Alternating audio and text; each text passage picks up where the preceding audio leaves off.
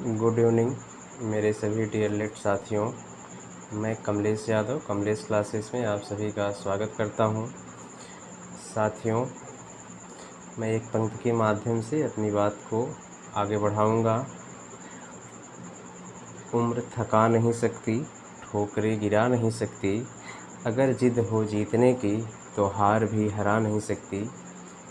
साथियों, जिद होनी चाहिए, एक लगन होनी चाहिए और ये जिद ये लगन आप सभी लोगों के अंदर होगी, मैं ये आशा करता हूँ।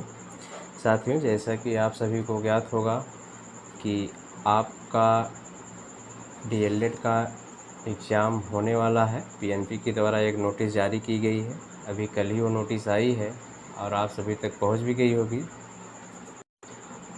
तो उस नोटिस में ये आपको बताया गया कि आपका एग्ज़ाम लास्ट सितंबर में प्रस्तावित है, लेकिन मुझे ऐसा नहीं लगता है कि आपका एग्ज़ाम लास्ट सितंबर में हो पाएगा। साथियों, अभी उसमें उस नोटिस में ये भी लिखा है कि आपका जो है प्रैक्टिकल एग्ज़ाम से पहले होना है। इसके बाद एग्ज़ाम से 20 दिन पहले या 15 दिन पहले आपका एग्ज़ामिनेशन फार्म फिल होता है। तो इस हिसाब से मान के चलिए अगस्त बीतने वाला है, अभी आप प्रैक्टिकल शुरू भी नहीं हुआ है और एग्ज़ामिनेशन फार्म तो मान लीजिए अभी कहीं भरा भी नहीं जा रहा है। तो according to me I think your exam will be conducted in first week of October के फर्स्ट वीक में हो सकता है कि आप सभी लोगों का एग्ज़ाम शुरू हो जाए। और मुझे उम्मीद है कि आप सभी लोगों की तैयारी अच्छे से चल रही होगी। स्पेशली डीएलएड थर्ड सेमेस्टर वाले साथियों को कहना चाहूँगा, साथियों, आप सभी लोग अपकमिंग प्राइमरी की जो वैकेंसी है आने वाली है उसमें 110% आप लोग शामिल होंगे। तो इसलिए आप अपनी पढ़ाई को अच्छे से करते रहें, अपने प्रिपरेशन को अच्छे से करते रहें ताकि किसी भी सब्जेक्ट में बैक ना लगने पाए।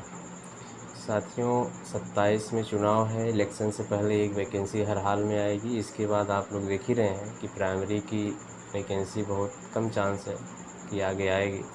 तो ये जो मौका मिल रहा है आप लोगों को, इस मौके को गंवाइए मत। इसलिए आपके पास जो भी मैं स्टडी मटेरियल है, आपके पास सीरीज होगा राजन की या पवन की या मान लीजिए किसी टीचर की पीडीएफ वगैरह हो, तो आप उससे जो है प्रिपरेशन अच्छे से करते रहें। और दोनों सेमेस्टर के साथियों से मैं ये कहना चाहूँगा, चाहे आपके पास पवन की सीरीज हो चाहे आपके पास राजन की सीरीज हो, उसके ऑब्जेक्टिव जितने भी क्वेश्चंस हैं और वेरी शार्ट वाले जितने भी क्वेश्चन हैं उसको कई बार मल्टीपल रिवीजन करिए। मान के चलिए 90 to 95% क्वेश्चंस आपके सीरीज से ही रहते हैं, डिक्टो रहेंगे। तो आप सीरीज को अच्छे से पढ़ लें। जैसे कुछ सब्जेक्ट हैं, जैसे मैथ्स है और आपके साइंस है और इंग्लिश है, सेकेंड सेमेस्टर वो इसमें तो इंग्लिश है नहीं शायद, ना तो फर्स्ट में है ना तो थर्ड में है। तो आप लोग मैथ्स और साइंस पे विशेष फोकस करिए ताकि बैक ना लगने पाए। इन सब्जेक्टों में बैक लगने की पॉसिबिलिटी ज़्यादा होती है।